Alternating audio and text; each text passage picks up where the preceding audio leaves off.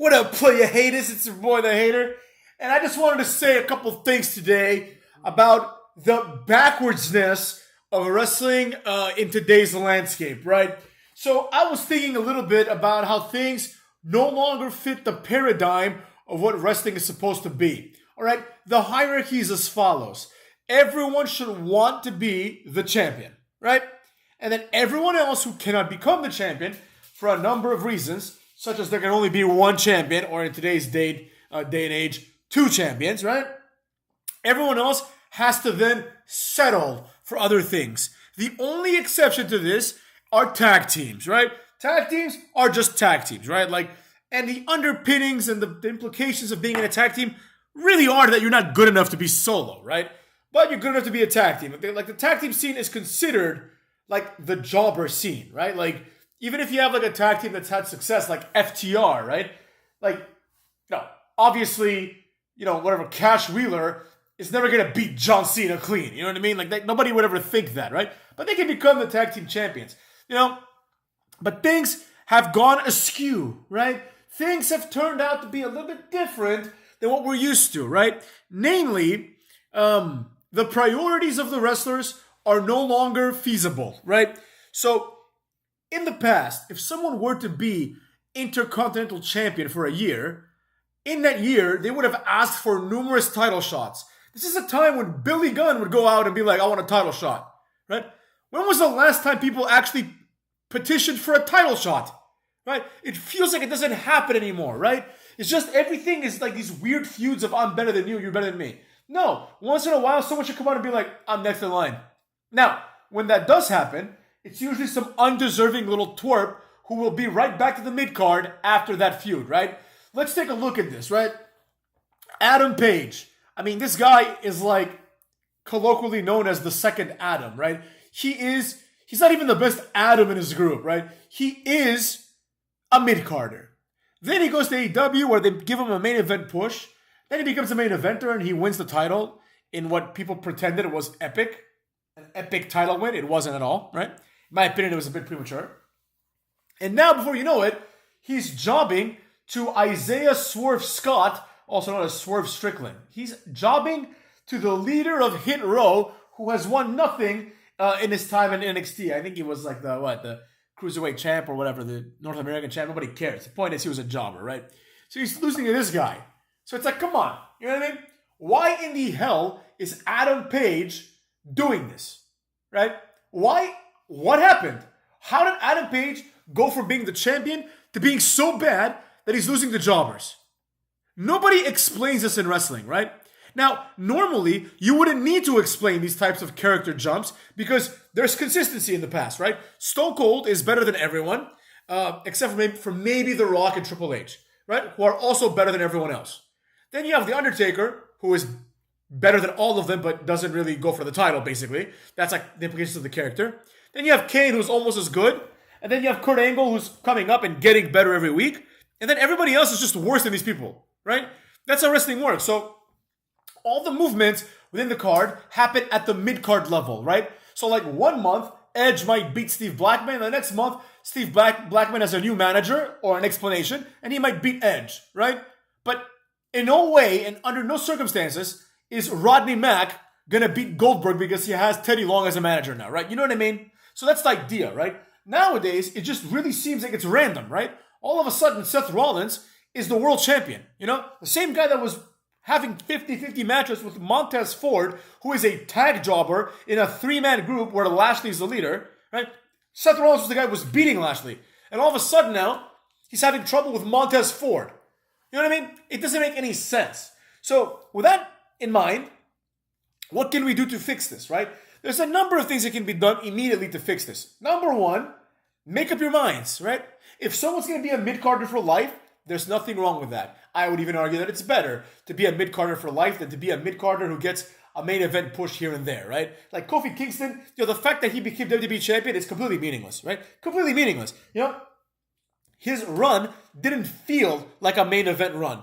It just didn't. It just felt like a mid-card run. Same thing with MJF, right? The fact that MJF happens to be the AEW champion is completely meaningless. He's doing the exact same things he was doing before. The fact that he's champion changes nothing, right? It's meaningless. So one thing that needs to be done is put meaning behind titles again, right? Now, I understand that there is this penchant, or penchant as we say in English sometimes, that there is this desire to have the title switch hands a lot, right?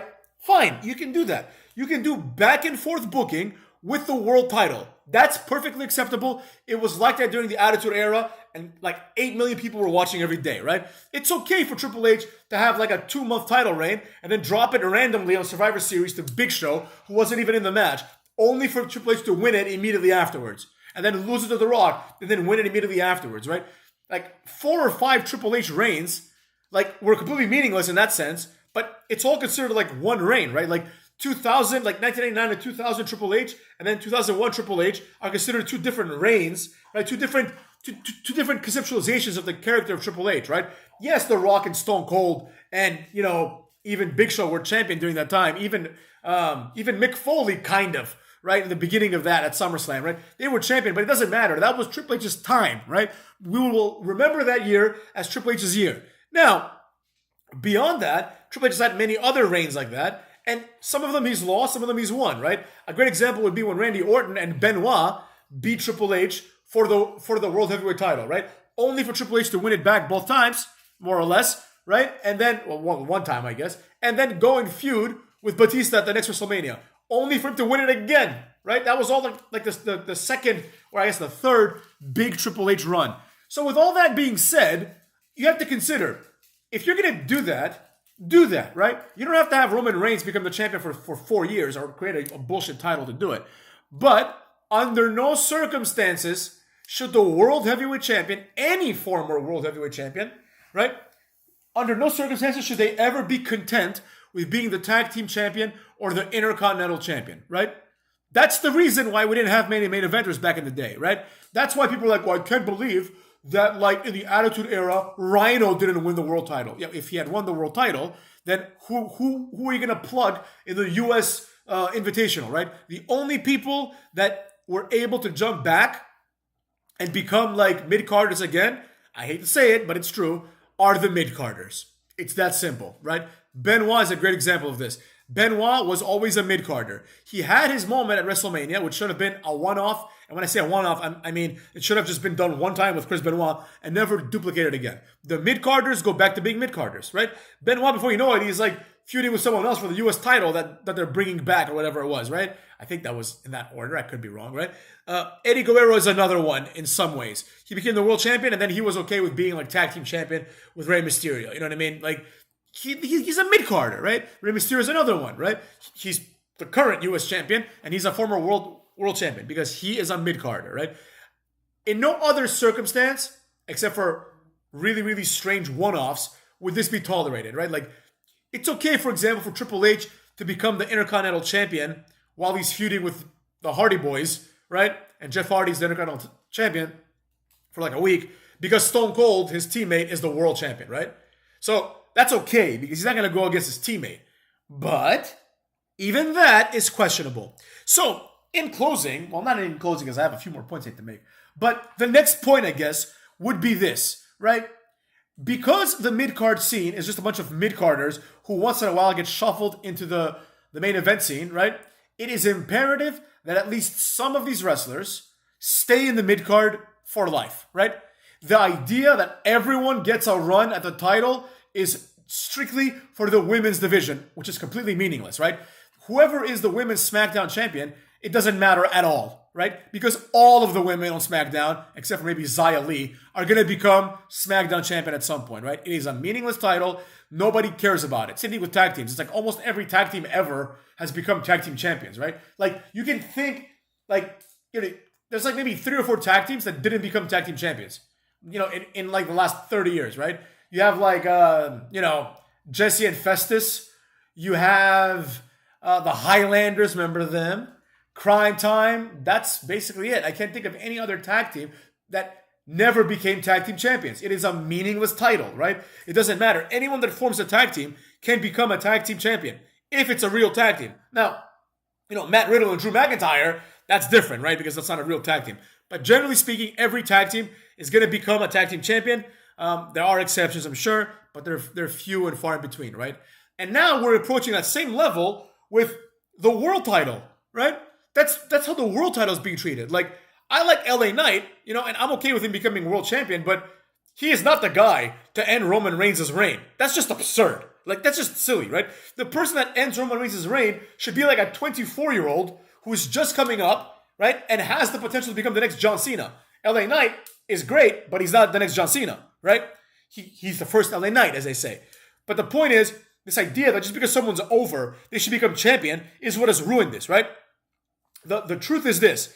Daniel Bryan should have never main evented WrestleMania. Kofi Kingston should have never been in a title match at WrestleMania. Cody Rhodes should have never main evented WrestleMania, right? If you don't have a main eventer, you put in, I don't know, you figure it out. But if you can't figure it out, I guess we're going to have to see Brock Lesnar, Roman Reigns again, right? Because at least it's a main event. Some of these other matches are just not main event worthy matches. I'll close with this. When I was a young kid, I was watching the Academy Awards once with my grandma. And I don't know, some movie won Best Picture. I forget what year it was, right? And my mom was like, oh, that's a shame because, that other movie was a little bit better. And I'm like, oh, I don't know, Mom, that movie was good, whatever. Point is, the consensus in my household was that none of the movies that year were particularly good. And my grandma was like, well, then why did they give him an award? And we were like, well, some movie has to be the best movie of the year, right?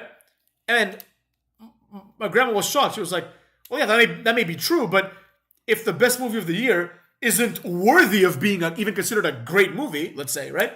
Then you don't get the award. And I was like, well, interesting. I've been thinking about this recently because the same strategy can be applied to wrestling, right? It's like, if there is no main eventer that's worthy, this doesn't mean Walter or LA Knight or Seth Rollins automatically get elevated to main eventers, right? It's like, remember that time when Kurt Angle was the champ? I think it was Kurt Angle. I forget. Yeah. And he got injured, right? He was a SmackDown champ, and he got injured, right? So they did like a battle royal to determine who was going to be like the new champ, right? And SmackDown was just really, really poor during that time. They had like nobody. Like their biggest star, like the most main event worthy guy there was probably MVP. And he was like a mid-card jobber, right? So instead, they made Great Khali come in there and destroy everyone, right? They leveraged the fact that Great Khali's big and strong out of necessity. But at the very least, they gave it to a credible wrestler in terms of his look and appearance, right? And they could hang their hat on the fact that, okay, fine. We don't have any stars, but look at this freak of nature. Like, this guy should be the champion, right? So WWE needs to do that. They don't have a current Great Khali. Oh, Omos sucks, right? Omos is like one of the worst big men of all time. You know what I mean? People are like, oh, Omos is great. No, he's not. He's completely boring. He looks funny. I don't know how to explain it. He just looks weird. You know what I mean? Like, he's got some muscle and he's very tall, but he just looks weird. You know what I mean? He just looks beatable. You know what I mean? Like Brock Lesnar looks like he'd destroy him, right? Whereas Great Khali is like, that's a different story, right? I don't like Omos at all. But the point is, and my issue is primarily, that we have to have some sort of logic in the way that the show is booked, right? You cannot book a show this way. You cannot be like, oh, crap, we're very close to WrestleMania. Oh, we have made 0 main eventers. And we still have Roman Reigns, so that's going to sell it a little bit. But who are we going to put in against Roman Reigns, right? Like, I feel like that's how the booking goes nowadays. Someone's like, who are we going to put in against Roman Reigns? When in the past, it was more like, all right, who's going to be the champion, right? That was the first consideration. Triple H, let's say, right? And then which one of these which one of these like 4 or 5 main eventers are we going to have against Triple H, right? Then people had time to take considerations like, what kind of match is it going to be? How are we going to book it, right? Every Roman Reigns match is the same. It's basically they have a match, it's decent, and then Solo Sikoa or one of the Usos gets involved, or all 3, and then Roman wins, right? All that being said, it's time for a change, but it also isn't because there's no main eventer worthy of winning the title, right? There really is nobody. So that being said, I don't know what we're going to do, but we need new main eventers, like I said. And we also need strong but consistent mid-carders. And when I say strong, consistent, I mean good mid-carders. Like Gunther could be one of them, right? Like Gunther should never be world champion, right? Some people have to never be world champion and also be awesome for the world title to mean something, right? So when like Kofi Kingston wins it, it's like, oh, okay, Kofi Kingston won it, right? But, like Gunther didn't, right? So then you look at it, you're like, oh, that must mean Kofi Kingston really got lucky, or it really is an accomplishment, because here we have Gunther, who is so great, right, and never won it. Some people have to necessarily not be the champion for the championship to mean something, right? If every country had won the World Cup, it wouldn't be a big deal when we once in a while have a final where it's two new countries, like Spain versus Netherlands, right? It wouldn't be a big deal at all. And with that being said, go to hell!